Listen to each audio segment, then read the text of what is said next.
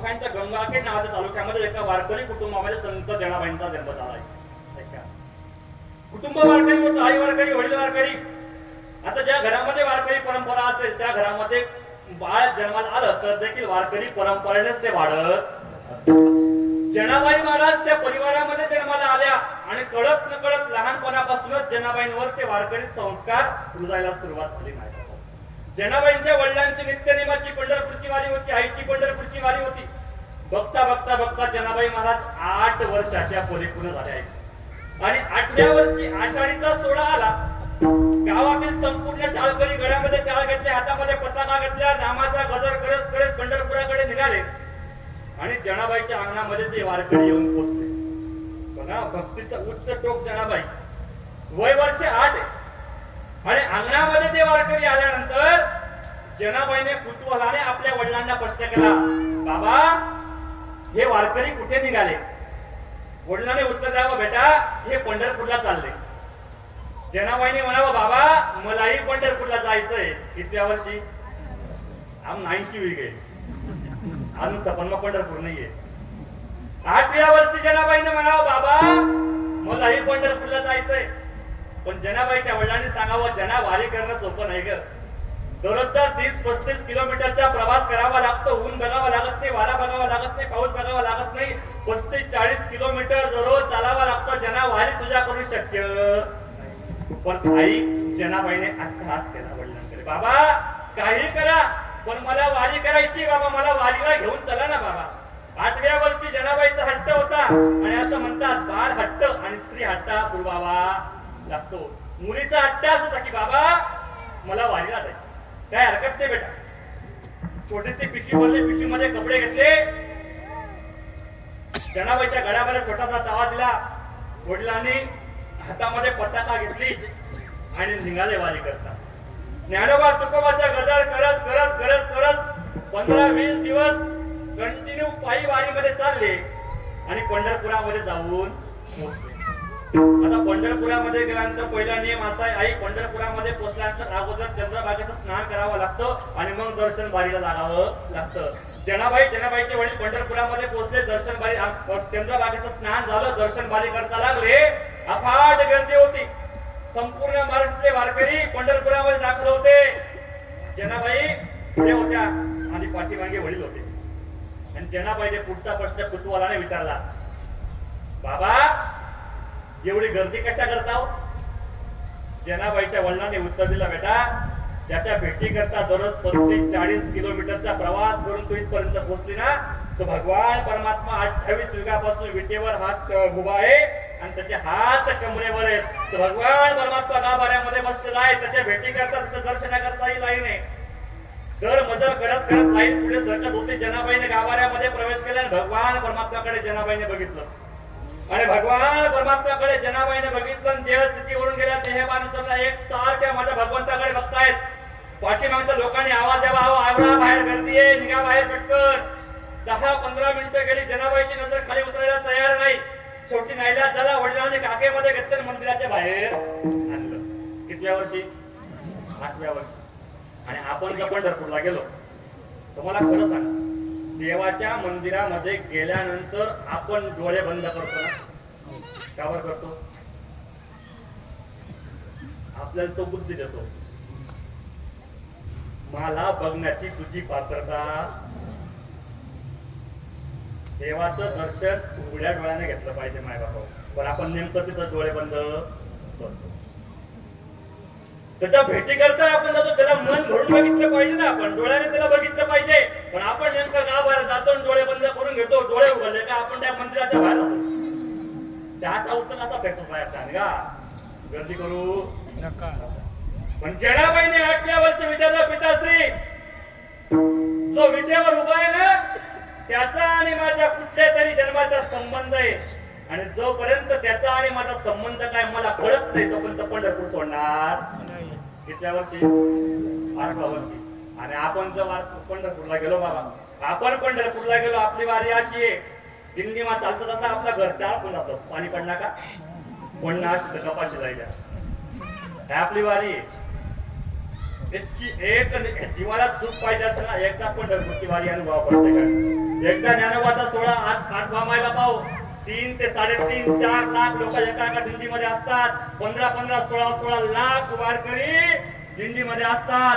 आणि खरी श्रीमंती पाहिजे असेल तर ज्ञानोबा तुकोबाच्या सोहळ्यात बघायची माय बापाओ. अरे कितीतरी पैशावाला असला ना तर सहज दान धर्म करून निघून जातो. या हाताने केलेलं दान या हाताला सुद्धा माहिती पडत नाही माय बापाओ.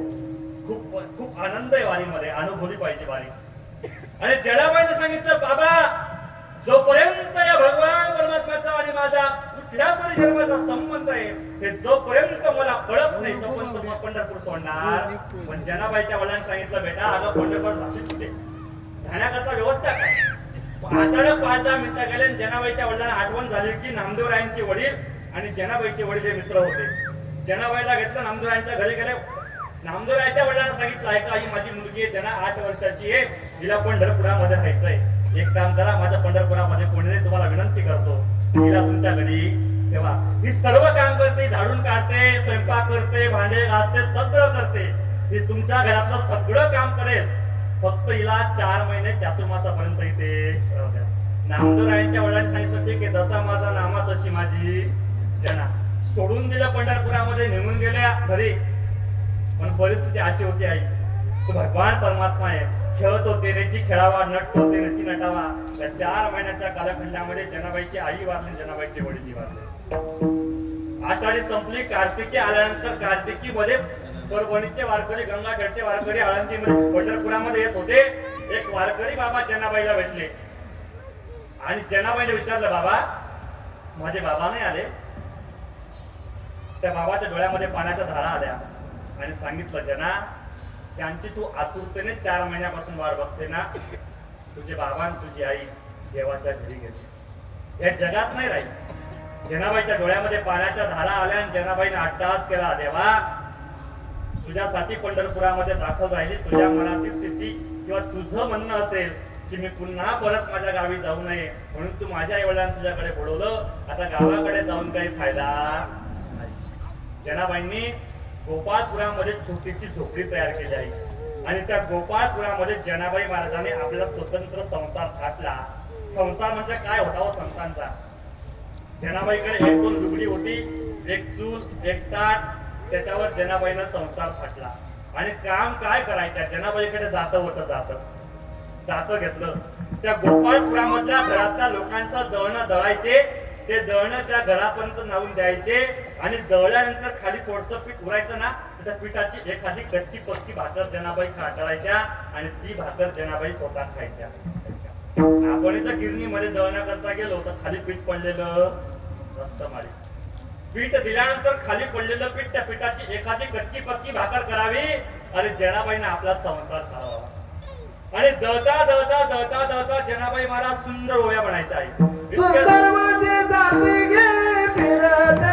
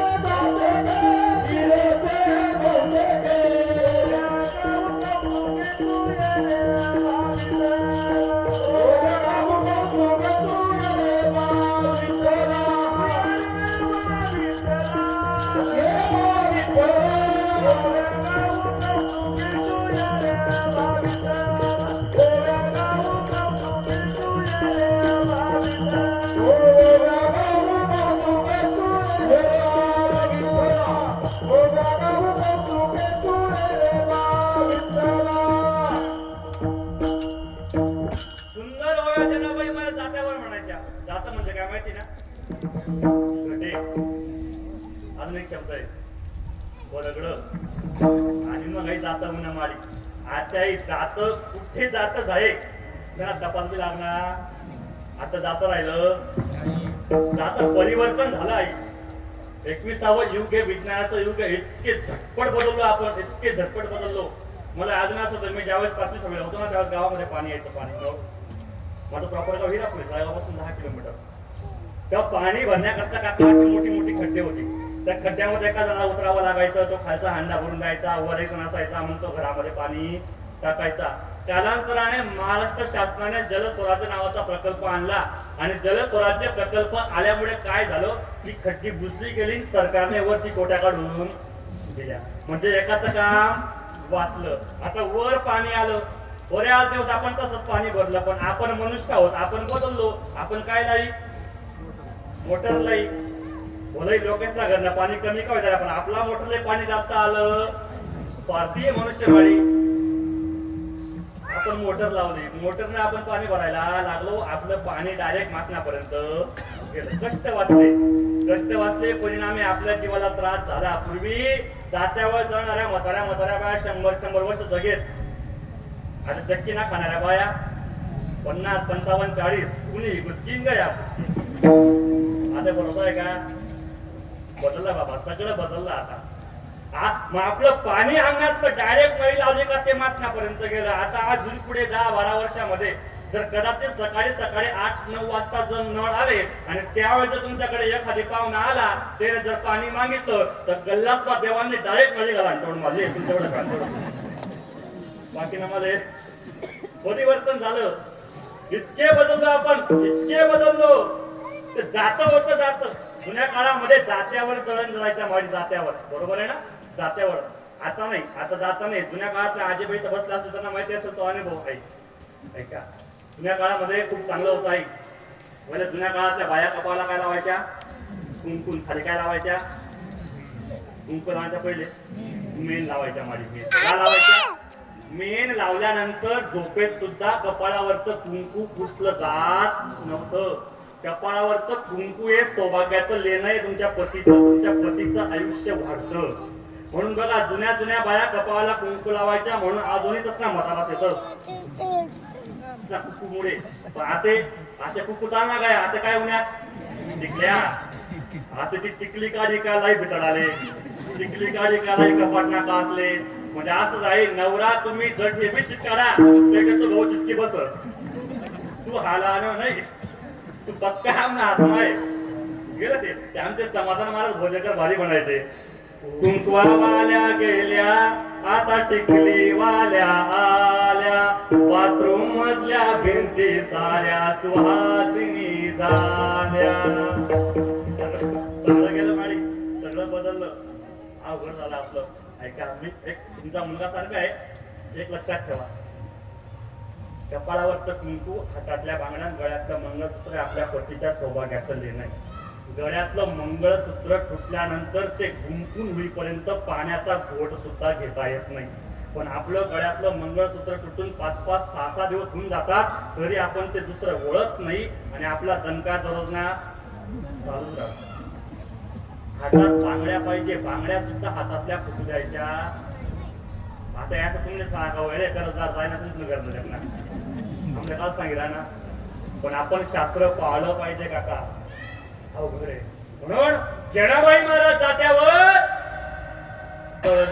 आणि ओव्या म्हणायच्या, सुंदर माझे जाते ग फिरते बहुत, ओव्या घाऊ कौतुके तू ये विठ्ठला. पण जनाबाईने जात्यावर ओव्या म्हटल्या, पण जात्याची उपमा या शरीराला दिली. हे जातय, हे सुंदर जातय. शरीर म्हणजे एक प्रकारचं जातय, सुंदर आहे. याला उपमा दिली, सुंदर माझे जाते ग फिरते बहुत. कुठं फिरत? 84 दशलक्ष योनीचा फिराय. पुनरुपी जननम पुनरुपी मरणम जननी जठरे शयनम. जन्माला येणं मरण या रहाड गाडग्यामध्ये जात फिरत जात. जात्याची उपमा दिली जनाबाईने शरीराला. जात्यावर दळण जळायच्या. एके दिवशी दळण दळता जनाबाईच्या मनामध्ये सहज करायला, देवा तुझ्या करता घर सोडलं, आई गेली, बाप गेला, तरी तो अजून माझ्या घरी आला नाही. तू भक्त पडला, त्याला भेटण्याकरता गेला. देवा तू पुंडलिकाला भेटण्याकरता त्याच्या घरी गेला. अरे तो पुंडलिक आई बापाची सेवा करत होता, त्याने तुला विटेवर उभं करून ठेवलंय. 28 युगापासून तू त्याला भेटण्याकरता गेला. देवा अरे मी तुझी भक्ती करते, दररोज तुझं गुणगान गाते, तू अजून माझ्या घरी नाही आला. आणि जनाबाईने मनामध्ये अट्टहास करावा की देवाने एकदा तरी माझ्या घरी आलं पाहिजे. बस त्या भगवान परमात्माला कळालं की जनाबाईने आपल्याला बोलवलं. दुसऱ्या दिवशी भगवान परमात्माने विटेवर उडी घेतली जनाबाईच्या घरी. भगवान परमात्मा आला माय बाबा. जनाबाई महाराज जात्यावर दळण दळत होत्या. भगवंताला बघितलं, अत्यंत जनाबाईच्या अंतःकरणामध्ये झाला आणि आनंदाच्या भरामध्ये जनाबाई महाराज ओव्या म्हणू लागल्या आणि ओव्या म्हणता म्हणता भगवंतानेही जात्याला हात लावला. जनाबाईने सांगितलं, देवा तू काम नको, तुला काम करण्याकरता नाही बोलवलं, तुला फक्त मला भेटण्याकरता बोलवलं होतं, पण नाही जना, मी तुला काम करू लागतो. तिथून पुढे भगवान परमात्मा दररोज जनाबाईच्या घरी काम करण्याकरता येऊ लागायचा. कधी जनाबाईला झाडू लागायचा, कधी कचरा काढू लागायचा, कधी जनाबाईच्या केसांच्या वेणी करून जायचा. सगळं भगवान परमात्मा जनाबाईच्या घराचं काम करू लागला. माय बापा, जनाबाईंनी दररोज दळण दळावं. एके दिवशी परिस्थिती अशी होती, जनाबाईला वाटलं भगवान परमात्मा दररोज आपल्या घरी येतो, म्हणून जनाबाईने सगळ्या गोपाळपुरातलं दळण एकाच वेळी गोळा करून ठेवलं, एकाच वेळी भगवंताच्या भरोश्यावर. पण त्या दिवशी मात्र भगवंताने टाळलं. पहिल्या दिवशी काय भगवान परमात्मा जनाबाईच्या घरी आला. जनाबाईला वाटलं ठीक आहे, आज तर आलं तर उद्या येईल. 2 दिवस झाले, 3 दिवस झाले, 4 दिवस झाले, भगवान परमात्मा जनाबाईच्या घराकडे आलाही नाही आणि लोकांच्या घरातलं दळण संपायला लागलं. लोक आवळ्या मारायला लागले, ओरडायला लागले. मात्र 5व्या दिवशी भगवंताने विचार केला, जर आज जनाबाईच्या घरी नाही गेलो तर आपलं काही खरं नाही. आणि 5व्या दिवशी माझ्या भगवंताने विटेवरून उडी घेतली आणि जनाबाईच्या घरी गेले. जनाबाईचे डोळे लालबुंद झालेले होते. जनाबाई महाराज पटापट दळण दळत, लोकांच्या घराचं दळण संपलेलं होतं. भगवंताने बघितलं जनाबाईचे डोळे लालबुंद आहेत. एकही प्रश्न जनाबाईला विचारला नाही. डोक्यावरचा मुकुट जमिनीवर ठेवला, नवरत्नाचा हार घेतला आणि खुंटीला टांगून दिला. खुंटीवर एक घोंगडी होती, ती घोंगडी घेतली आणि बसण्याकरता घोंगडीवर बसले आणि जळू लागले. दळता दळता दळता सकाळचे 3 वाजले आणि भगवंताने विचार केला, अजून अर्ध्या पाऊण तासामध्ये कापड्याला प्रारंभ होईल आणि ब्राह्मण देवता दरवाजे उघडतील, वारकरी कापड्या करता येतील आणि जर मी मंदिरात दिसलो नाही तर गोंधळ होईल. बरोबर 3:30 पावणे 4 वाजता भगवंताने जी घोंगडी बसण्याकरता घेतली होती ती घोंगडी अंगावर घेतली आणि विटेवर जाऊन उभा राहिला. सकाळी 4, 4:15 वाजता दरवाजा उघडला आणि 4, 4:15 वाजता ज्याने पहिले दरवाजा उघडला आणि त्याने देवाकडे बघितलं. देवाच्या डोक्यावर मुकुटही नाहीये, गळ्यामध्ये रवरत्नाचा हारही नाहीये, अंगावर फक्त एक घोंगडी आहे आणि त्याने आवाज दिला पंढरपुरामध्ये, अरे ऐका रे ऐका, देवाच्या दागिन्याची चोरी झाली, चोरी. संपूर्ण पंढरपूर मंदिरासमोर जमा झाला. प्रत्येक जण म्हणायचं चोरी कोणी केली, चोरी कोणी केली, चोरी कोणी केली. त्यातला एक जाणकार व्यक्ती होता. तो म्हटला, अरे चोरी कोणी केली, चोर तुमच्या डोळ्यासमोर आहे. म्हणतस काय, अरे भगवंताच्या अंगावर जी घोंगडी आहे जी त्याची असेल तो चोर. पण तिथे 2-3 जण होते म्हणे, आता ही घोंगडी ओळखायची कशी. एक जण म्हणे, काळजी करू नका, गोपाळपुरातल्या सगळ्या स्त्रिया एकत्र करा, कारण प्रत्येक स्त्रीला प्रत्येकीच्या घरामधलं काही ना काही थोडस माहिती. सगळ्या स्त्रिया गोळा करा गोपाळपुरातल्या आणि गोपाळपुरातल्या सगळ्या स्त्रिया गोळा केल्या. एका जाणकाराने सांगितलं, ऐका तुम्हाला एक काम द्यायचंय, देवाच्या दागिन्याची चोरी झाली आहे आणि तुम्हाला चोर शोधायचा आहे. म्हणजे काय हरकत नाही. इतकी शांतता होती आई, इतकी शांतता होती. टाचणी जरी पडली ना तरी आवाज आला असता, इतकी शांतता होती. एक जण आला, देवाच्या अंगावरची घोंगडी आणली आणि त्या महिलांच्या गर्दीमध्ये दाखवली. ऐका, जी घोंगडी ज्याची आहे ना तो चोर आहे. एवढ्या स्मशान शांततेमधून एक आवाज आला महिलेचा, अहो ऐका, घोंगडी कुणाची आहे मला माहिती आहे. तिला पुढे बोलवलं, विचारलं, सांग कुणाची घोंगडी आहे.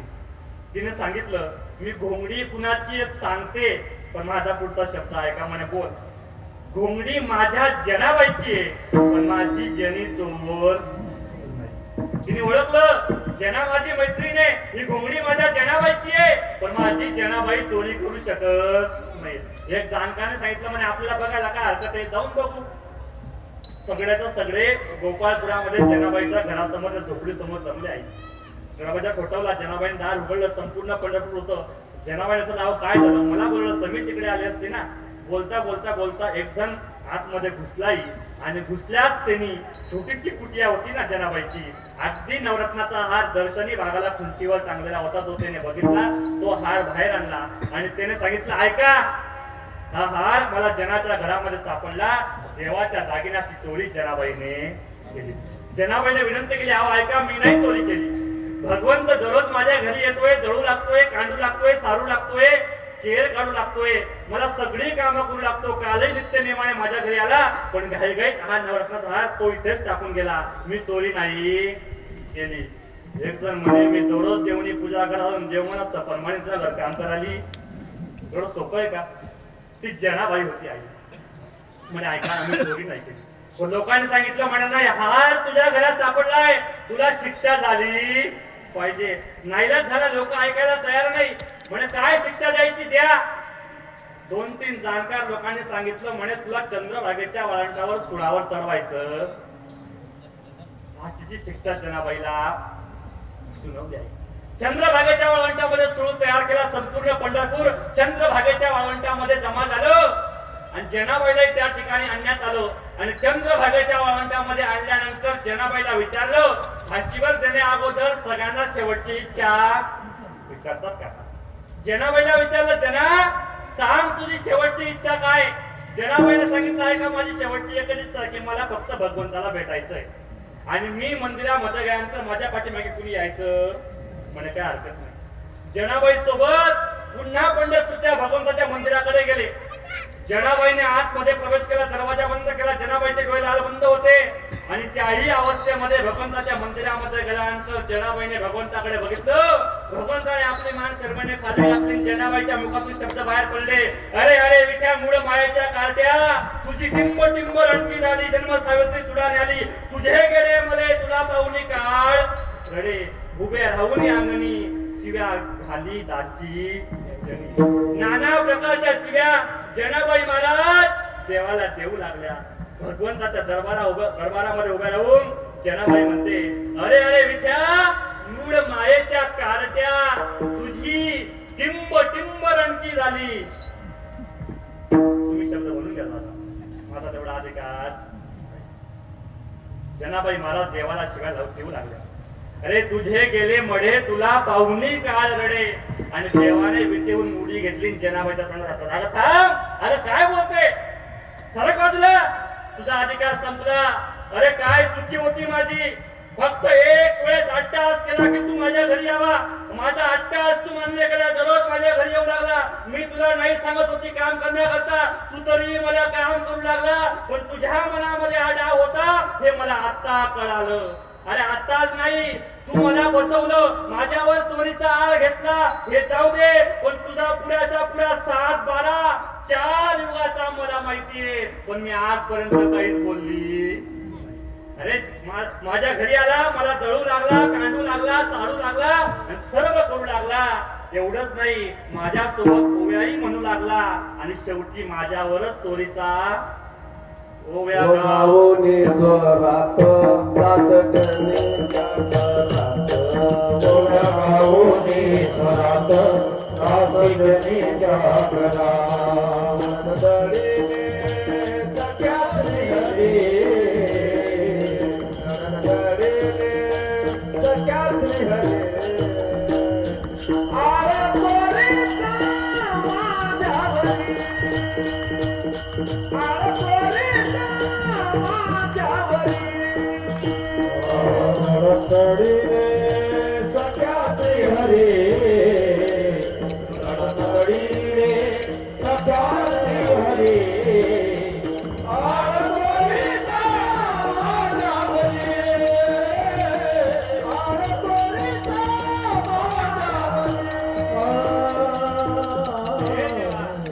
अरे काय चुकी होती माझी. अरे माझ्यासोबत ओव्या गाऊ लागला आणि माझ्यावरच चोरीचा आरोप घेतला.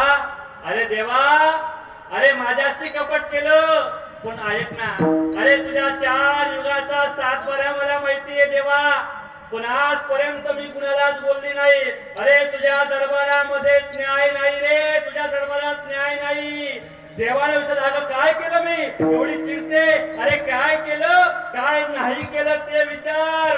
अरे माझ्यावर चोरीचा आळ घेतला यात विशेष नाही. अरे तू पुण्यवंत असताना राजा वडी त्याला पाताळामध्ये घेऊन गेला अभंगाच्या पैसे. पुण्यवंत पाताळ लोकी देवा, पुण्यवंत पाताळ लोकी देवा.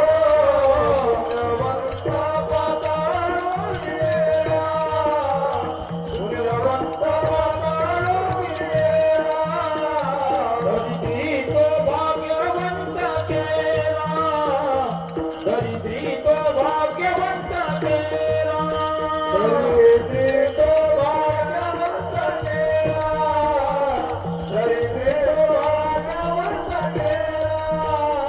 दुर्गाचा बहुमान वाजवीरा, दुर्गाचा बहुमान वाजवीरा, दुर्गाचा बहुमान वाजवीरा, दुर्गाचा बहुमान वाजवीरा.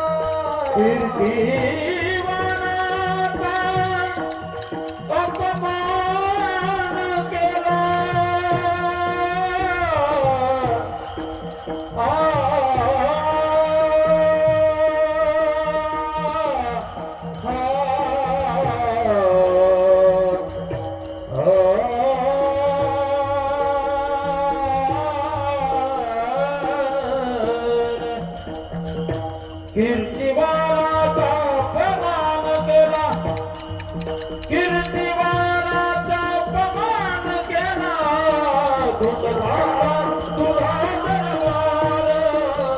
धुत झाला तुझा दरबार, धुत झाला तुझा दरबार, धुत झाला तुझा दरबार, धुत झाला तुझा दरबार. देवा, अरे माझ्यावरच चोरीचा आरोप केला एवढं नाही रे बाबा ऐक. आणि इथून खऱ्या अर्थाने अभंगाला सुरुवात.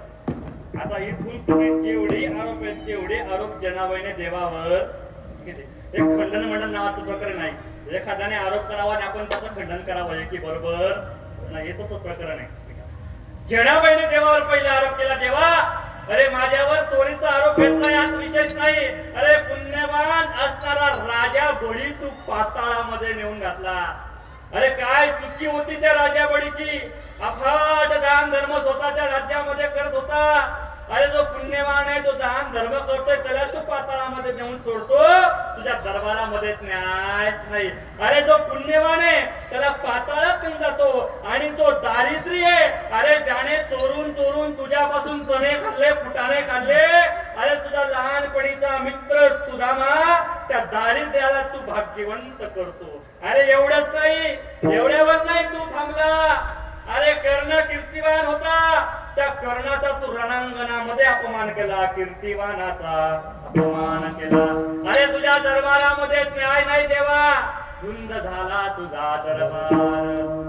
पुण्यवंत असताना राजा बळी त्याला तू पाताळामध्ये घेऊन घालतो. देवा, तुझ्या दरबारामध्ये न्याय नाही. अरे ज्याने तुझ्यापासून चोरून चोरून कुटाने खाल्ले तो सुदामा, तू त्याला भाग्यवंत करून टाकतो. कीर्तिवान असणारा कर्ण, त्या कर्णाचा तू रणांगणामध्ये अपमान करतो. अरे एवढ्यावर नाही थांबला तू, अजून काय केलं अभंगाच्या दुसऱ्या चरणात. वैयाची निदाली मोक्ती, वैयाची निदाली मोक्ती, वैयाची निदाली मोक्ती, वैयाची निदाली मोक्ती, वैयाची निदाली महानीती, कपटियाची निदाली महानीती, कपटियाची निदाली महानीती, कपटियाची निदाली महानीती. देवकाच्या डोंगान बरती, देवकाच्या डोंगान बिरती, देवकाच्या डोंगान बिरती, देवकाच्या डोंगान बिरती. कारकाची त्रिलोकी भाविवते, कारकाची त्रिलोकी भाविवते, आला तुझा दरबार, आला तुझा दरबार, धुत झाला तुझा दरबार, आला तुझा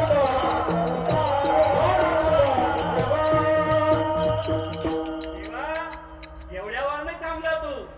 वैरी या सिद्धीतली मोक्ष सिद्धी. अरे तुझे कट्टर वैरी, तुला 6व्या दिवशी मारण्याकरता आलेला तुझा मामा कोण? कंस. जी तुला स्तनामध्ये विष घालून मारण्याकरता आली. बोला बोला, चांगला ऐकायचा. हा पुन्हा. अरे तुझे कट्टर वैरी, तुला मारण्याकरता 6व्या दिवशी राक्षस पाठवलाय तुझा मामा कंस.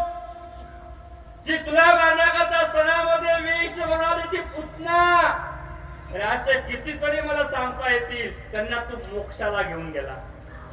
वैर्या सिद्धीतली मोक्ष सिद्धी, कपटिया दिदली महानिधी. अरे कपटी रावण, ज्या रावणानं तुझी बायको पळवली, त्या कपटी रावणाला तू महानिधी. अरे आम्ही सेवक आयुष्यभर तुझी भक्ती करतो, तुझी आराधना करतो, तुझी वाणी करतो. ऊन बघत नाही, वारा बघत नाही, पाऊस बघत नाही, कसल्याच गोष्टीची आम्ही तमा बाळगत नाही. दिन रजनी हाती दंडा गाऊ गोविंदाचे पोवाडे, तुझ्या नामाचा दिवस रात्र आम्ही प्रचार करतो. अरे आम्ही सेवक, आमच्या ढुंगाला साधं तू एक लुगडं देत नाही. सेवकाच्या ढुंगानं मिळे चिंदी. अरे चाळक, चाळक म्हणजे नारद. अरे ज्या नारदाने तिघ लोकांमध्ये शांतता लागू दिली, इकडे गेला का तिकडे काही सांगायचं, तिकडे गेला का तिकडे काही सांगायचं. अरे ज्याने प्रत्येक भांडणीच लावायचं काम केलं, त्या नारदाला आज संपूर्ण समाज भावाने वंदन करतो. चाणक्यासी त्रैलोक्य भावे वंदी.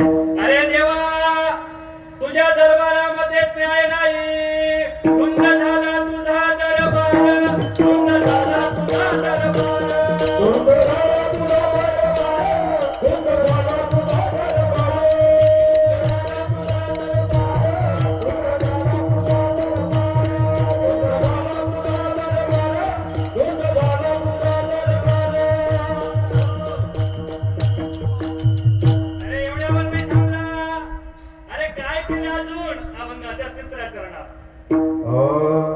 पतिव्रता देवता गुंतवे, पतिव्रता देवता गुंतवे. गणिकाचे सत्य लोकाने, गणिकाचे सत्य लोकाने. गणी ठाकुरा लावे, गणी ठाकुरा लावे.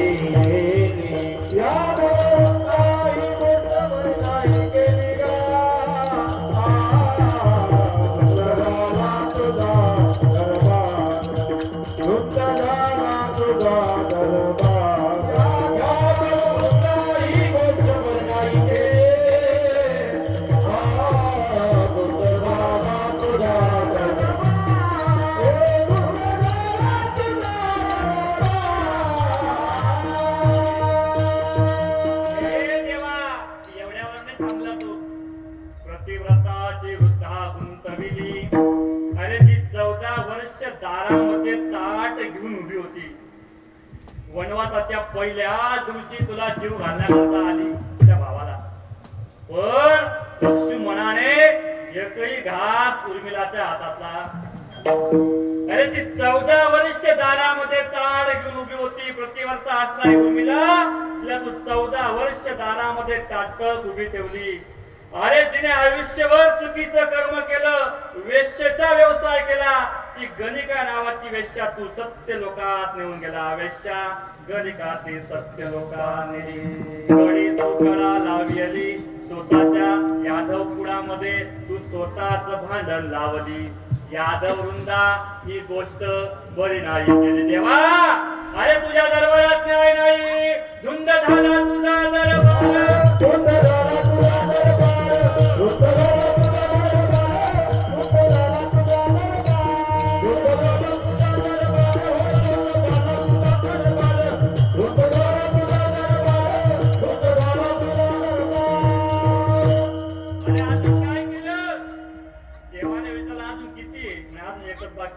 त्याला 4 आरोप आहेत. असे 14 आरोप जनाबाईने देवावर केले आहे.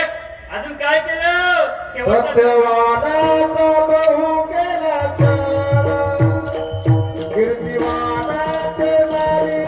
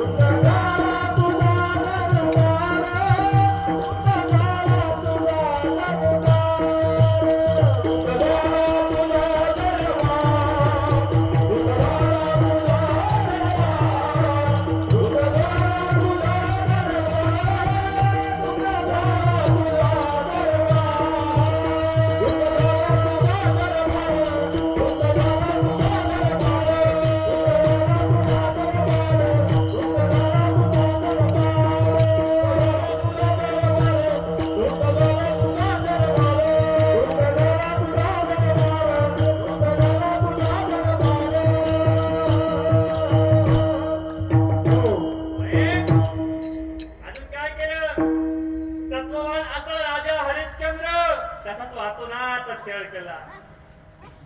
जिलिया चाबणाचा बाळ तुम्हाला. अरे मित्र म्हटला, सखा म्हटला, आणि तुझं संपूर्ण सैन्य कौरवांच्या बाजूने दिला, स्वतः पात्रतावर जाऊन बसला. अरे मला तुझे सगळे खेळ माहितीये, जनी मने मी जाणे तुझे खेळ. मला तुझे सगळे खेळ माहितीये. अरे तुझ्या दरबारामध्ये न्याय राहिलेला नाही. आणि कधी कधी आपल्याला वाटतं देवा तुझ्या दरबारात न्याय राहिला, आम्हीही भक्ती करतो, आम्हीही परमार्थ करतो, आम्हीही कीर्तन ऐकतो, आमच्याही गळ्यामध्ये माळी आहेत, पण आम्हाला अजून सुख का बघ. येतो का प्रश्न? येतो का नाही? येतो ना. तेव्हा आम्ही योग कीर्तन सोडतो नाही, आम्ही एकादशीचा उपवास करतो. करतोस का? आज एकादशी खरं सांगा प्रामाणिकपणे, तुम्ही मंडपात बसले कीर्तनाचा कोणी कोणी उपवास धरला? खोटं बोला नाही, खोट्या बोलता तुम्हाला मेळावा वाजत नाही. होणार नाही, म्हणावे जाणार. बापरे इकडे एक बी जण नाही. बापरे असं लग्न नका करू, मी बोलले होतो का तुम्ही करा करा. माफी मागून बोलतो, दिलगिरी व्यक्त करतो. ऐका, मुस्लिम समाजामध्ये जन्मात आलेला मुलगा 6व्या वर्षी कुराणाचं पठण करतो. काका ऐका बघ व्यवस्थित, थोडं पासून जरा विचार करतो. मुस्लिम समाजामध्ये जन्माला आलेला मुलगा 6व्या वर्षी कुराणाचं पठण करतो. 6व्याच वर्षी रमजानचा रोजा 1 महिन्याचा कडक करतो. कितव्या वर्षी? आमना वय 60 वेग्या, अजून आमना हातमात ज्ञानेश्वरी नाही, आमना हातमात गाथा नाही, आणि आमना एकादशीशी काही संबंध. शिवकांती काय बाबा, महिन्याच्या 2 आणि वर्षाच्या 24 इतर नाही केलं तरी काय हरकत नाही. त्या सप्ताहाची फलश्रुती काय? तुम्ही दरवर्षी 2 लाख रुपये सप्ताहामध्ये खर्च करतात. जर सप्ताहाची फलश्रुती जर आपल्या घरामध्ये एकादशी होत नसेल तर सप्ताह करून काहीच फायदा नाही. आणि या सप्ताहाची खरी फलश्रुती काय? सहकुटुंब सहपरिवाराने एकादशीचं व्रत नियमाने आपल्या घरामध्ये केलं पाहिजे. भगवान परमात्मा तुमच्या घरी सुखानं आल्याशिवाय राहणार नाही. त्याला काहीच लागत नाही. आपलं त्याला आपली अगरबत्ती नको, आपलं नारळ नको, आपला पैसा नको, काहीच नको. अंत करण्यापासून करा. शुद्ध ज्याचा भाव झाला, दुरी नाही देव त्याला. वाचायला द्या, आपल्या 6 वर्षाच्या मुलाच्या हातामध्ये ज्ञानेश्वरी द्या, 6व्या वर्षी आपल्या मुलाच्या हातामध्ये गाथा द्या. तुमचं म्हातारपण चांगलं गेल्याशिवाय राहणार नाही. पण तुम्हाला इथली गंदी सवय लागी जायले. तुमनं 5 वर्षानं पोरग, 4 वर्षानं पोरग जेवण करत नाही. हो थोडसा मोबाईल ने असं आहे ना, असंच शाही, काहीच बदल नाही मारी. 100% सत्य. आणि तो त्रास आम्हाला शाळेमध्ये, मास्तर आहे बाबा, मी शिक्षक आहे, मी तो त्रास आम्हाला शाळेत.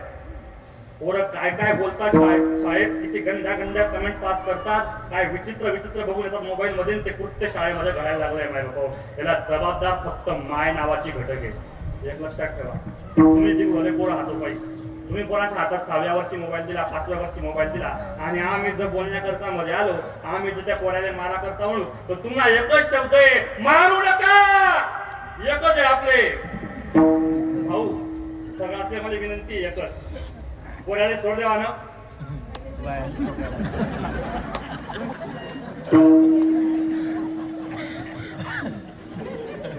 पोऱ्या सोड देवा ना, पण बाकी मारा.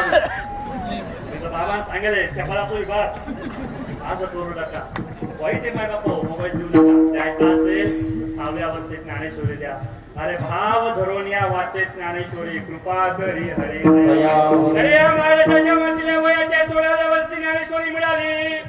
अरे वय वर्षामध्ये नरवांचं 16 होतं. या 16व्या वर्षी ज्ञानेश्वरी आहे. 16व्या वर्षी दोर्ना नावाचा किल्ला आहे. 14व्या वर्षी संस्कृत मधला सगळ्यात अवघड असणारा ग्रंथ, त्या ग्रंथाचं नाव आहे बुद्धभूषण. हा 14व्या वर्षी महाराष्ट्राच्या मातीला मिळतो. त्या मातीमध्ये तुमचा आमचा जन्म आहे माय बाबा. अरे शेके 1272 वही टीका केली ज्ञानेश्वरी.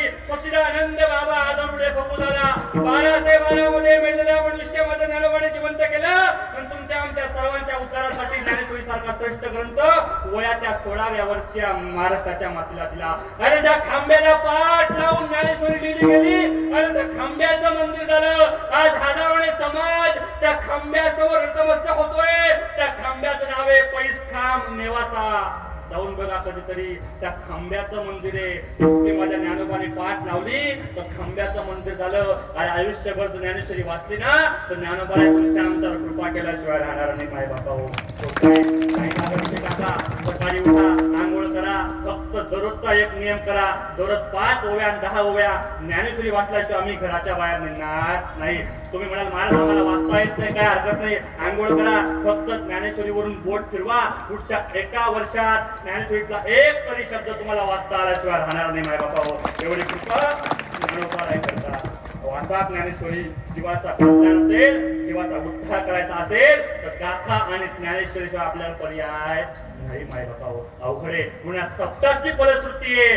कंटिन्यू 5 ते 10 ओव्या ज्ञानेश्वरी वाचलीच गेली पाहिजे. पण बऱ्याच लोकांच्या मनामध्ये प्रश्न आहे, महाराज आम्ही भक्ती करतो, आम्ही ही कीर्तन ऐकतो, आम्ही ही भजन ऐकतो, पण कितला दिवस ठाऊ सप्ताह ते तो सप्ताह. पद्मा 357 दिवसाकडे पण इथून शिकला वर्तवणार आहे.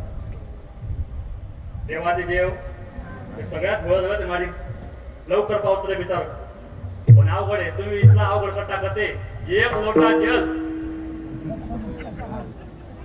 इथला अवघड कट्टा का बाबा नाही गणित. पण मला एक सांगा प्रामाणिकपणे, शिवपुराण कथा ऐकण्याच्या पहिले गावात महादेवाची मंदिरं नव्हती का? तुम्ही जायत का? जायत तुम्ही फक्त श्रावणात 4 सोमवार आणि महाशिवरात्री. आता इथं उत्तर करून तुम्ही बरं खरं सांगा, जाऊ द्या.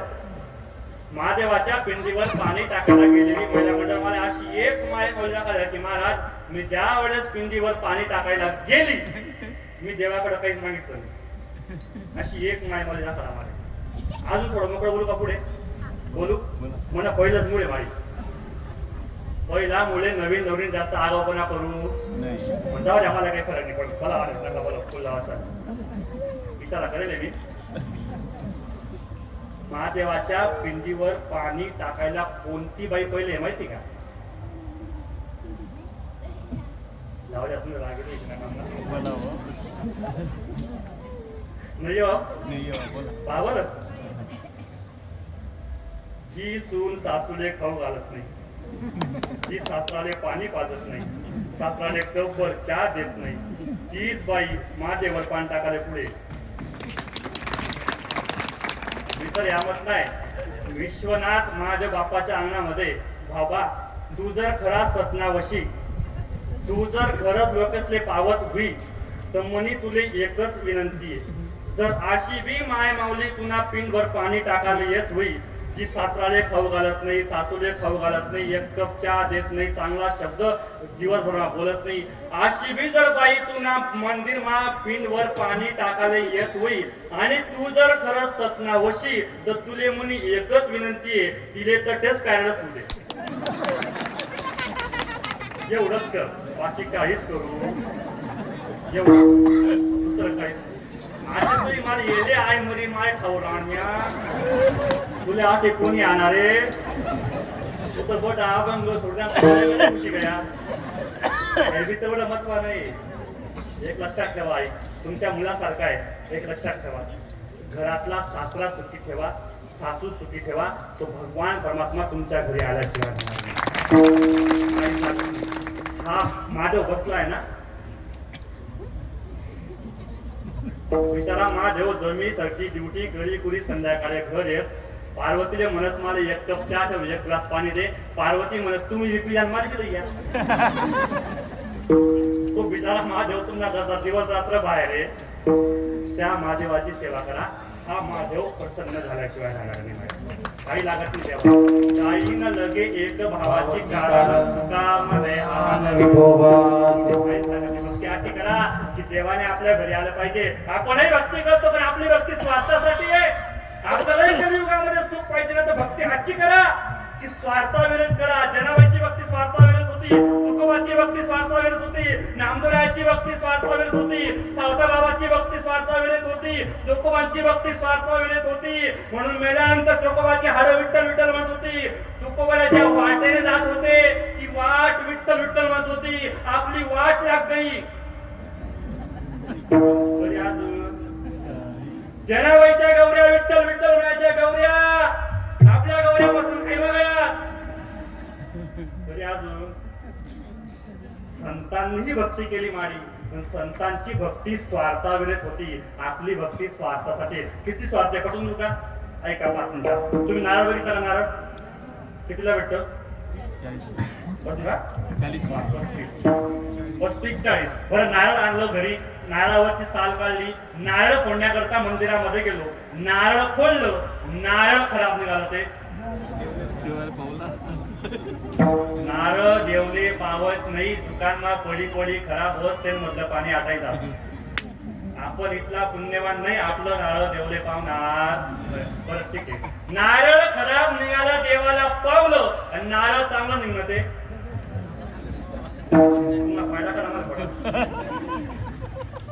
खवूट नारळ देवले आणि चांगलं नारळ देवले खोबराना खाण. हेतूचा खोबराना खाणमा आपण देवकडे काय काय मागतो? यंदा पावसाळा चांगला होऊ दे, कपाशी चांगली पिकू दे. तुमच्याकडे कपाशी नाहीये, ग्रामीण भाग मधलंय, पण खोबऱ्याचं खाण. खरं सांगा, नारळ खवूट निघाला, आपण देवाला देतो, देव खवूट नारळ खाईल का? इथला खवूट आहे देव, आपल्या खोट नारळ खावाले. अगरबत्तीचा पुडा कितीला भेटतो? अगरबत्ती पुन्हा करता, आणि वास चांगलं. 20 रुपयाने अगरबत्ती देव करता, वास आपला करताय. 40 रुपयाने नारळ देव करता, प्रसाद आपला करता. अशी भक्ती आपली. तरी मनी नाही भाव, मने देवा मला पाव, मनी नाही भाव, मने देवा मला पाव. देवाशाने पावायचा नाही रे, देव काय बाजारचा भाजीपाला नाही रे, देव काय बाजारचा भाजीपाला नाही रे, देव काय बाजारचा भाजीपाला नाही रे.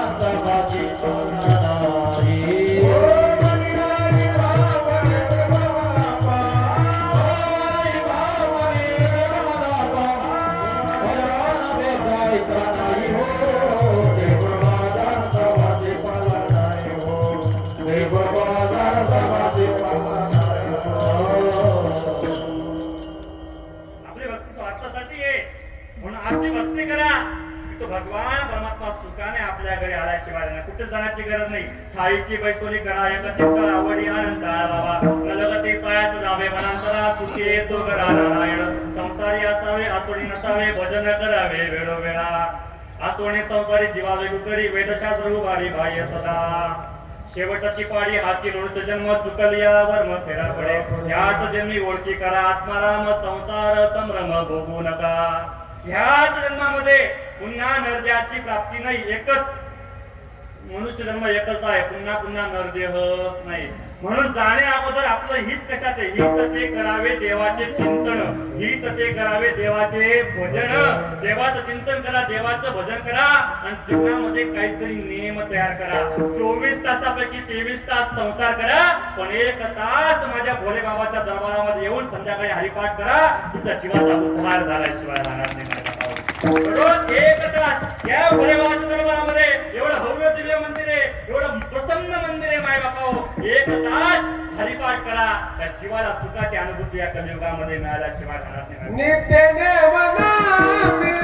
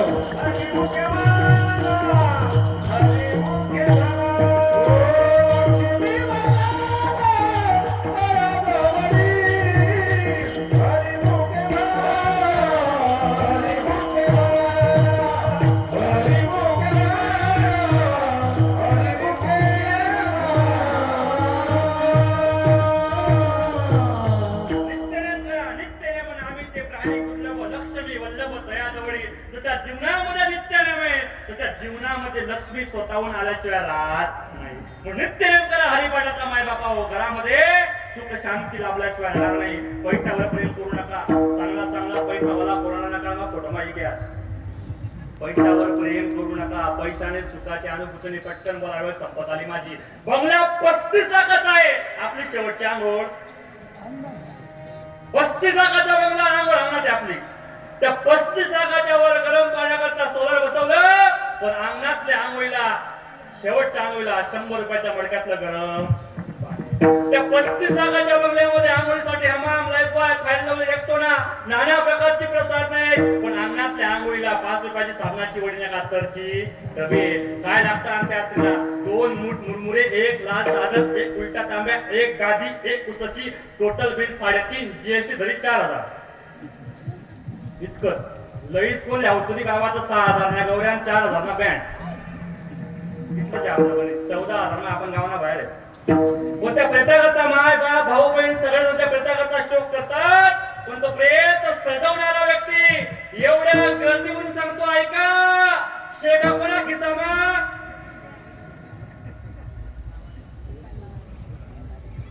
कपाले लावाना रुपया सुद्धा बाबा आपला खिसामधला नाहीये, तो लोकांचा खिशातला आहे.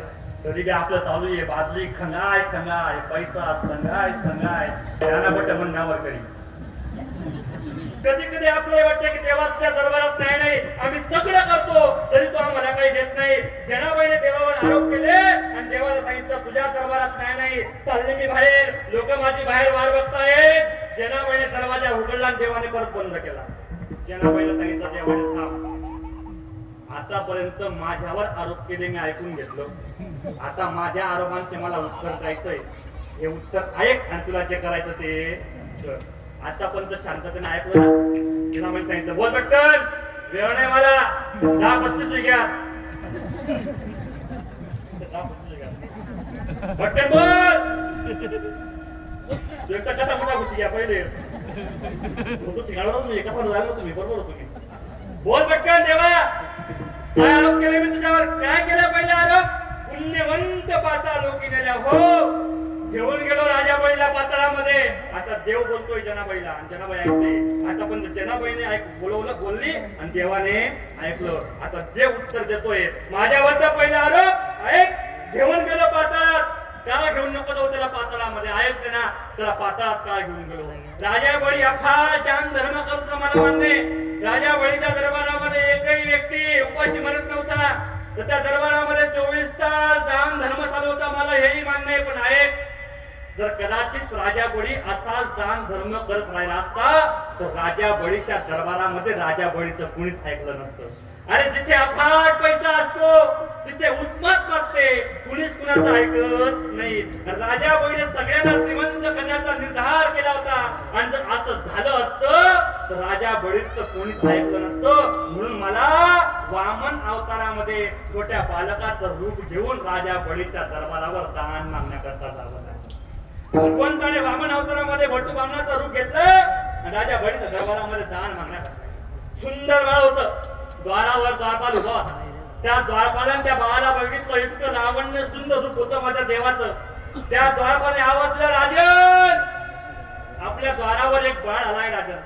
इतक्या सुंदर आहे, इतक्या मनमोहक आहे राजा, असं वाटतंय की त्याच्याकडे बघतच राहावं. राजा बळीने ते ऐकलं, राजा बळीच्या पत्नीने ऐकलं. राजा बळीला एक मुलगी होती, तिचं नाव होतं रत्नप्रभा, तिनेही ते ऐकलं. माझी राजा बळी ते बाळ बघण्याकरता द्वारावर आला. इतकं सुंदर बाळ राजा बळीने पहिल्यांदाच बघितलं होतं. त्या बाळाला आतमध्ये घेतलं. ती राजा बळीची मुलगी रत्नप्रभा दाराच्या पाठीमागून त्या बाळाला बघत होती आणि ती उपवर होती, ती लग्नाला आलेली होती. ती लग्नाला आलेली असल्यामुळे तिच्या मनामध्ये प्रश्न आला, देवा माझं लग्न झाल्यानंतर ह्या बाळासारखा तेजस्वी पुत्र माझ्या पोटी जन्माला. तिने फक्त मनातल्या मनात विचार केला, पण तो भगवान परमात्मा आहे. त्यांनी पुन्हा खेळ खेळला आणि तिला लग्नाच्या अगोदर पाना फुटला. ती लाजली, मुरडली, आतमध्ये गेली.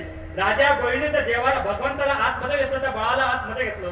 राजा बळी काही कामानिमित्त मागायला निघून गेला, पण त्या रत्नप्रभाने त्या बाळाला बोलवलं, बाळा तुला विनंती करते, मी राक्षस कुळामध्ये जन्माला आली आहे. माझ्या बापाला जर माहिती पडलं की मला लग्नाच्या अगोदर दूध आलंय तर माझा बाप मला मारून टाकेल. माझ्या बापाचं नाव संपूर्ण राज्यामध्ये खराब होईल. बाळा तुला विनंती करते, मी देवाला फक्त विनंती केली की तुझ्यासारखा पुत्र माझ्या पोटी जन्माला यावा लग्न झाल्यावर, पण देवाने आताच माझ्या सोबत खेळ खेळलाय. तुला विनंती करते या खोलीमध्ये कोणीच बघत नाही, एवढं माझं दूध पिऊन टाक. देवाने तुला दर्शन दिलं. देव म्हणे काळजी करू नको, तुझं दूध मी आता पेत नाही, तुझं दूध आता कुणाला दिसणार नाही, तुझं दूध मी आता पेत नाही, पण तुला वचन देतो तुझं दूध पिल्याशिवाय मी राहणार नाही. तीच रत्नप्रभा द्वापार युगामध्ये पुतना म्हणून जन्माला आली. सणामध्ये विष भरलं, देवाला मारण्याकरता गेली. भगवान परमात्माने भोले बाबाची आराधना केली. भोले बाबाने तिच्या स्तनातलं विष पिलं आणि देवाने तिच्या स्तनातलं दूध पिलं. तिला दिलेलं वचन देवाने द्वापार युगामध्ये परिपूर्ण केलं. बाळ मध्ये आला. राजा बळीने विचारलं, सांग बाळा तुला काय पाहिजे. त्या बाळाने सांगितलं, राजा बळी तुझी कीर्ती ऐकली मी, तू अफाट दान धर्म करतो. हो, तुला काय पाहिजे. काही नाही, मला फक्त 3 पावलं भूमिदान पाहिजे. राजा बळी म्हणे, तू केवढा, तुला पाय केवढा. दिली तुला 3 पावलं भूमिदान. पण तिथे राजा बळीचे गुरु होते, त्यांचं नाव होतं शुक्राचार्य. शुक्राचार्य म्हणे, बळी येडापणा करू नको, तुला काटा काटा करता येईल, गेले संकल्प सोडू नको. राजा बळीने गुरुचं ऐकलं नाही, आपल्या गुरुचं ऐकलं नाही. गुरुला सांगितलं, गुरुवर्य मी शब्द माघारी घेत नाही, मी तिला वचन दिले 3 पावलं भूमी दान दिल्याशिवाय राहणार. राजा शुक्राचार्य म्हणे, राजा वेडापणा करू नको, तू तुला काही शिल्लक ठेवणार नाही. राजा बळी म्हणे, नाही संकल्प सोडला, पण शेवटी गुरु होते. गुरुला आपल्या शिष्याचा कळवळा आला. बाबा संकल्पाचं पाणी हातावर घेण्याकरता राजा बळीने कमंडलू हातामध्ये घेतलं, पण त्या कमंडलू मधून काही संकल्पाचं पाणी पडत नव्हतं, कारण त्या झाडीमध्ये शुक्राचार्य जाऊन बसलेले होते. शुक्राचार्याला आपल्या राजा बळीचा शिष्याचा कळवळा होता की याचं काही चुकीचं होऊ नये म्हणून. शुक्राचार्य झाडीमध्ये जाऊन बसले. संकल्पाचं पाणी हातावर पडत नाही आणि हे देवाला आता सर्वांगटी राम देहा दे एक सूर्यप्रकाश, त्याला काय कळत नाही, तर देवाला कळालं. त्या बाळाने त्या राजा बळीच्या हातामध्ये एवढी काडी दिली. राजा बळीला म्हणे, मधला कोणतरी पटेल ती काडी मधला टाकली. राजा बळीने ती काडी आत टाकली, तर त्या काडीचा परिणाम शुक्राचार्याचा एक डोळा फुटला. आळ आला म्हणून फोडीला डोळा, बळीने आंधळा शुक्र केला. दान देण्याकरता स्वतः गुरु आडवा आला, तर गुरुचा एक डोळा फुटला. आपलं काय काय फुटी, आपला इतराकडे आता घर जाताना शुक्राचार्याचा एक डोळा फुटला. संकल्पाचं पाणी हातावर घेतलं, संकल्प सोडला. देवाने 2 पावलामध्ये सगळी भूमी हस्तगत केली. माझी सगळी. राजा बळीला काही सोडलं नाही.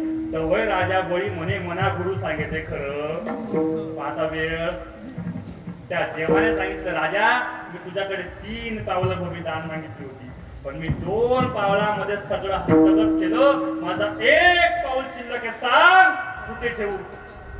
राजा बळीने सांगितलं, देवा कपट केलं माझ्या बरोबर. म्हणे, हो तुला कळायला पाहिजे होतं, तुला गुरु सांगितलं ना येडापणा करू नको म्हणून तू ऐकलं का नाही ऐकलं. आता बघ तुझ्या कर्माची फळ. राजा बळी म्हणे, देवा मी बळी आहे, मी वचन दिलंय 3 पावलं भूमिदान दिल्याशिवाय राहणार नाही, पण आता माझ्याकडे काही शिल्लक नाही. राजा बळी विनम्रतेने खाली वाकला आणि देवाला सांगितलं, माझ्याकडे जमीन शिल्लक नाही, पण माझं स्वतःचं मस्तक माझ्याकडे आता शिल्लक आहे. राजा बळी विनम्रतेने खाली वाकला आणि देवाला सांगितलं, ठेवा माझ्या मस्तकावर पाय. आणि देवाने राजा बळीच्या मस्तकावर पाय ठेवला आणि पुण्यवंत पातालोकी नेला. इथपर्यंत कळालंच ना, पुण्यवंत पाताळ लोकात नेऊन घातला. पण ऐक, त्या पाताळात गेल्यानंतर राजा बळीला तिथे विचारलं, सांग तुला आता इथे काय पाहिजे. तेव्हा राजा बळीने मला सांगितलं, जसं मला वरून पाताळामध्ये आणलं ना, तिथे मला पाताळामध्ये राज्य स्थापन करून दे आणि माझ्या राज्यावर द्वारपाल म्हणून काम कर. जना मी राजा बळीच्या पाताळातल्या राज्यामध्ये द्वारपाल म्हणून काम केलंय. मी सहज नाही त्याला पाताळात घातला, त्याच्या पाताळात गेल्यानंतर त्याच्या द्वारावर मी द्वारपाल म्हणून काम केलंय. पहिल्या प्रश्नाचं उत्तर मिळालं. दुसरा, दारिद्र्य तो भाग्यवंत केला. हो केला भाग्यवंत, का करू नये? जरूर माझ्यापासून त्याने चोरून चणे खाल्ले असतील, फुटाणे खाल्ले असतील, खाऊ दे, काय हरकत नाही. आम्ही शिकण्याकरता तिघी जण एकाच गुरुकडे होतो. भगवान परमात्मा, बलराम दादा आणि सुदामजी. धो पाऊस पडत होता. गुरु मातेने सांगितलं सरपण पूर्ण ओलं झालंय, स्वयंपाक करता येणार नाही, कोरडं लाकूड घेऊन या. लाकूड घेण्याकरता तिघ गेले. तिघ उपाशी होते. पण त्या गुरु मातेने विचार केला, उपाशी आहेत, सकाळपासून काही खाल्लेलं नाही. दोघं पुढे गेले. सुद्धा भगवान श्रीकृष्ण परमात्मा आणि बलराम दादा आणि सुदामजीच्या हातामध्ये गुरु मातेने चेने दिले आणि सांगितलं रस्त्याने तिघींनी वाटून खा. पण तिघांनी वाटून खा सांगितलं. मग सुदामाने काय करायला होतं? तिघांना पण नाही. दोघं पुढे चालायचे आणि गोमागे दनादन चालले. तो काही विचारे काहीच बोले नाही, कारण बोलता जायचं नाही ना, कारण तोंडामध्ये काय होते? सने होते. देवाला कळत होतं की आपल्यापासून चोरून खातोय. त्याचा परिणाम आई सुदामाला 18 विश्व दारिद्र्य भोगावा लागलं. आपल्या मित्रापासून चोरून चणे खाल्ले तर 18 विश्व दारिद्र्य सुदामाला भोगावं लागलं. बघता बघता मोठे होत गेले. सुदामाचं लग्न झालं. संसाराच्या पटलावर 4 अपत्य झाली. कमराला फक्त एक फाटकन धोतर होतं, अंगावर काहीच नाही. एका मुलाला पॅन्ट होती, एका मुलाला नव्हती. पत्नीच्या अंगावर एकच दुगडं होतं. फाटलं की ठिगं लावावं, फाटलं की ठिगं लावावं, पुन्हा तेच वापरावं. आपल्या बद साड्या कपाट मी खाली पडतीस. तरी बी अजून एकद्या आपलं चालूच राहत. सुदामाच्या पत्नीने सांगितलं, अहो ऐका ना, तुमचा बालपणचा मित्र राजा आहे ना, जाण्या त्याच्याकडे काहीतरी मागा. सुदामाने सांगितलं, आज गेलो असतो ग, लहानपणापासून त्याला भेटलो नाही, एकच चुकी झाली, चोरून चणे खाल्ले, परत त्याला तोंड दाखवलं नाही. आता कुठल्या तोंडाने त्याच्याकडे मागण्याकरता जाऊ? बरं ठीक आहे, जातो मागण्याकरता, पण इतक्या दिवसानंतर जातोय, त्याला काहीतरी देण्याकरता माझ्याकडे पाहिजे ना. पत्नी घरामध्ये गेली. आई पत्नी घरामध्ये गेली. सगळे डबे शोधले पण काहीच सापडलं नाही. एका डब्यामध्ये पोहे होते. पोहे मूठभर पोहे घेतले, सुदामाच्या हातात दिले. सुदामाने मूठभर पोहे घेतले. काठी टेकत द्वारकेच्या द्वारावर आला. द्वार पाहायला आला. थांबा, कुठे चाललाय? सुदामाने सांगितलं, ऐका, जो आतमध्ये बसलाय ना त्याला जाऊन सांगा तुमच्या लहानपणीचा मित्र आलाय, नाव सांगतोय सुदामा. द्वारपाल आतमध्ये गेले. अरे द्वारपालो कन्हैया से कह दो दर पे सुदामा गरीब आ गया है, दर पे सुदामा गरीब आ गया। ओ अरे द्वारपालो कन्हैया से कह दो, अरे द्वारपालो कन्हैया से कह दो, दर पे सुदामा गरीब आ गया है, दर पे सुदामा गरीब आ गया।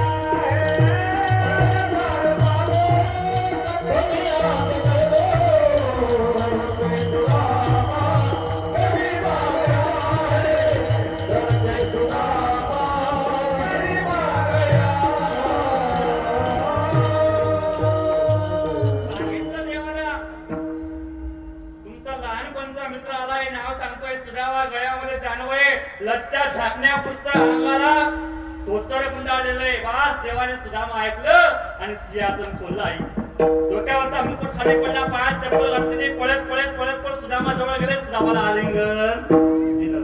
ही मैत्री आहे भगवान श्रीकृष्ण परमात्मा आणि सुदामाची. माय बाबा आलिंगन दिलं, सुदामाला आतमध्ये घेतलं, अंगावरचे जुने कपडे काढून टाकले, नवीन कपडे घालण्याकरता दिले. 15 दिवस सुदामाला आपल्या महालामध्ये ठेवलं, नवीन नवीन चांगले चांगले पदार्थ खाण्याकरता दिले. 16व्या दिवशी सुदामाला कळालं मी इकडे चांगलं चांगलं खातो, पण तिकडे माझी पत्नी माझे पोरं उपाशी मरतायत.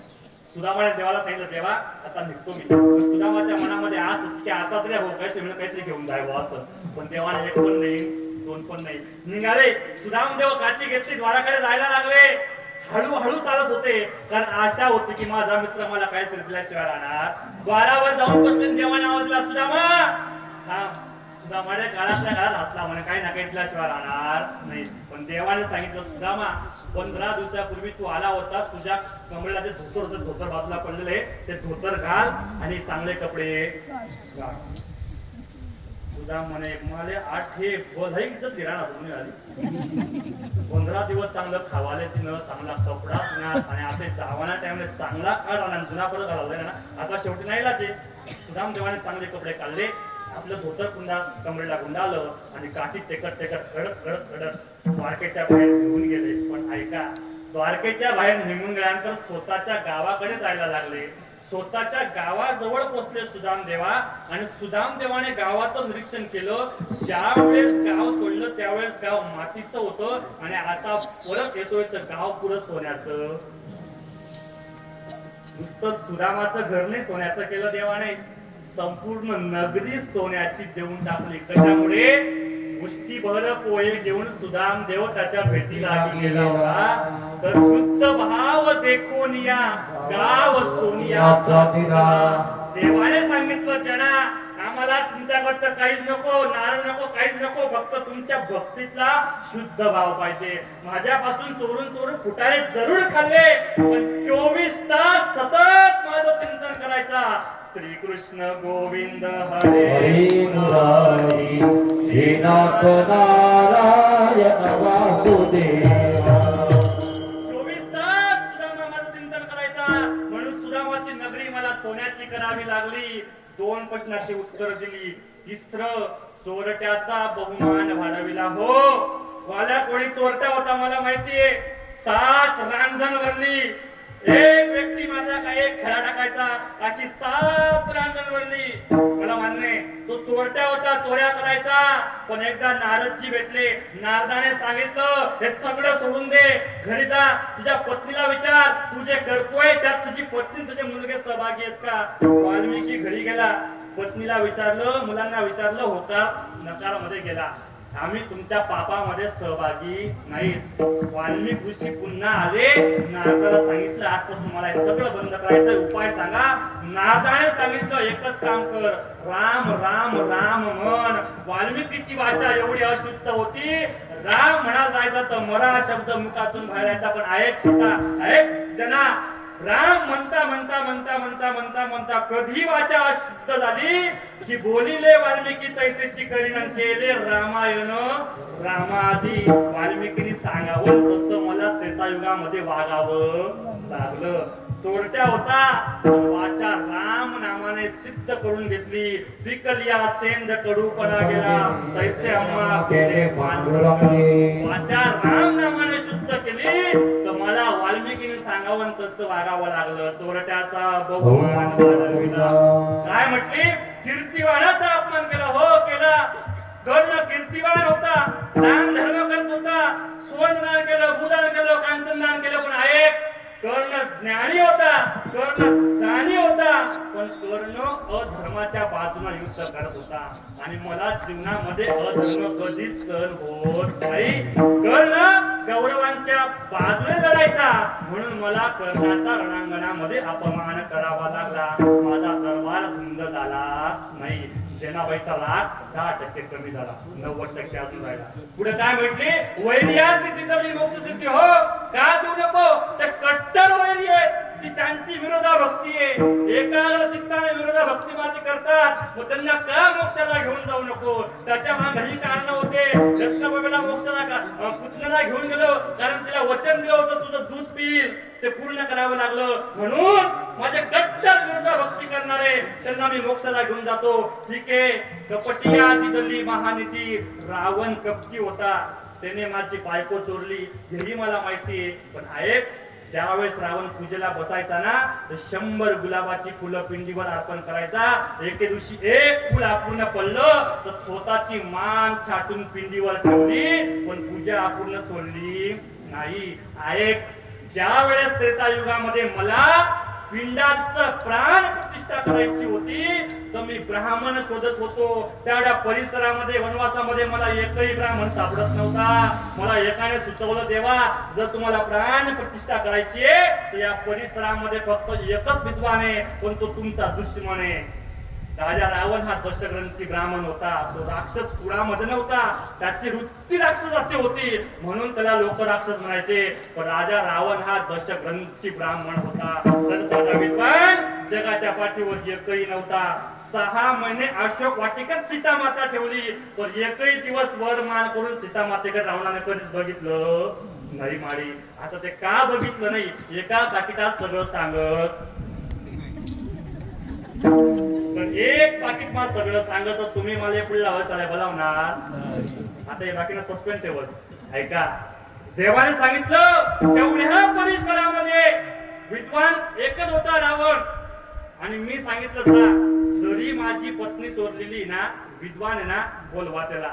रावण आला पूजेला, रावणाने नकार दिला नाही. पण आहे तो किती विद्वान आहे. प्राण प्रतिष्ठा करायची आहे आणि प्राण प्रतिष्ठेच्या पूजेला बसताना सपत्नीक बसावं लागतं. पण मी तिथे एकटा होतो, माझी पत्नी त्याच्याकडे होती. पण रावण विद्वान होता. रावणानं सीतेला सोबत आणलं, 2 चटया मांडल्या आणि मला सांगितलं सीता पूजेकरता सोबत आणलेली आहे, पण पुन्हा घेऊन जाणार आहे. युद्ध करूनच तिला घेऊन जावं. जरी कपटी होता पण हुशार होता ना, म्हणून मला तुला महानिधी द्यावी लागली. कपटिया दिदली महानिधी, सेवकाच्या ढुंगानं मिळेल चिंधी. हो, काय देऊ तुम्हाला? तुम्ही वारकरी तिष्ठ आहात, तुम्हाला कुणाची लाचारी पत्करली चालत नाही. एका वेळेस तुम्ही उपाशी राहाल, पण कुणासमोर तुम्ही झुकणार नाही. तुम्ही स्वाभिमानी आहात, तुम्ही स्वतः प्राप्त करून घेऊ शकता, म्हणून तुम्हाला देण्याची काही गरज पडत नाही. चाळक्य असे लोके भावे वंदे. हो, का वंदू नको? नारदाने जरी कुठल्याच लोकांमध्ये शांतता लागू दिली नाही, त्याच्या मागेही कारण होतं. कारण नारद मुनी जेही सांगत होते त्याच्यामध्ये काही ना काही गहन अर्थ लपलेला असायचा, पण तो ऐकताना चुकीचा वाटायचा, म्हणून आपल्याला तसं वाटतं. पण नारद चुकीचे नव्हते, म्हणून चाळक्यासी त्रैलोक्य वामनंदी. माझा दरबार धुंद झालेला नाही. जनाबाईचा राग 75% खाली आला. पण ऐक पुढचं, प्रतिवर्ताची वृद्धा गुंतवली. हो, काळ गुंतवू नको. न जाणो जना वनवासाच्या पहिल्याच दिवशी जर उर्मिलाच्या हाताचा एकही घास लक्ष्मणाने खाल्ला असता तर रावणाचा मुलगा इंद्रजित मारलाच गेला नसता. कारण रावणाचा मुलगा इंद्रजित याला वरदान होतं, ज्याने कोणी पत्नीच्या हाताचा एकही घास खाल्लेला नसेल त्याच्याच हाताने रावणाचा मुलगा मारला जाणार होता. म्हणून मला लक्ष्मणाला उर्मिलाच्या हाताचा एकही घास खाऊ द्यायचा नव्हता. पण उर्मिला एक निष्ठ होती. आपल्या पतीची तिने 14 वर्ष द्वारामध्ये ताट घेऊन वाट बघितली. तुमनं कसं आहे?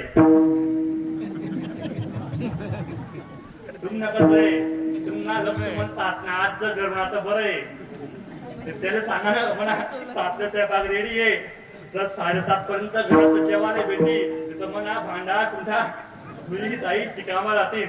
माहिती का यावानं वाडी जेवानं खाई जेवालं. आपलं असं आहे नाही.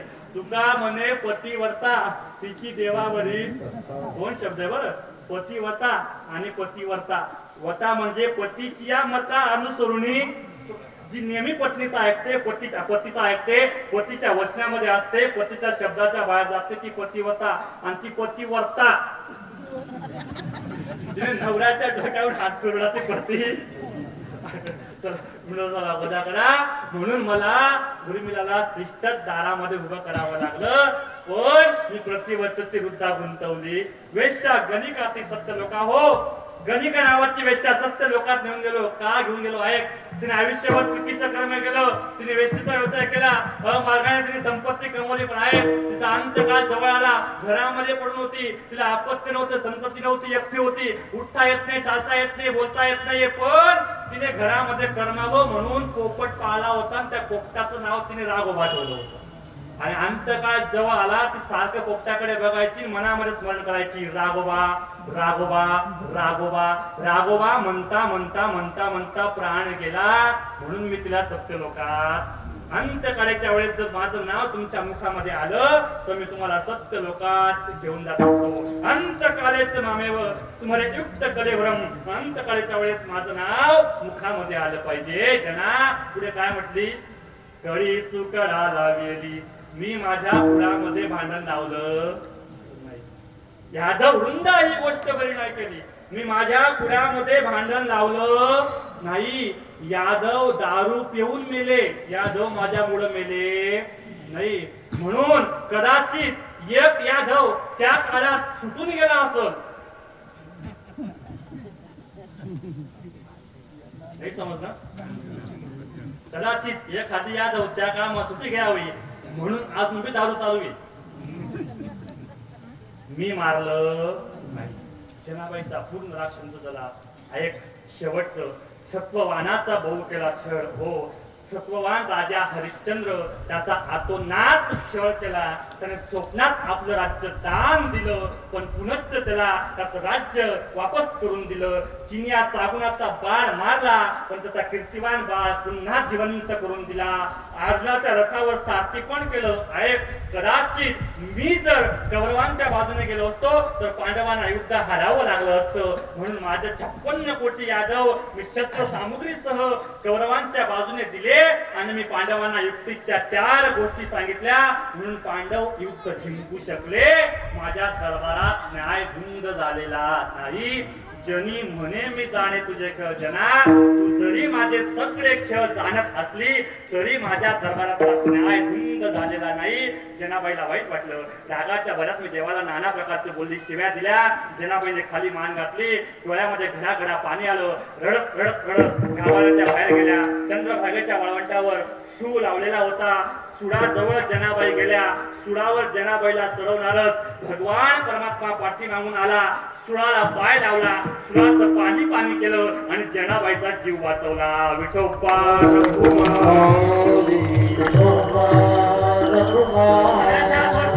यांचा पाय पुढे म्हणण्याचा प्रश्न केला.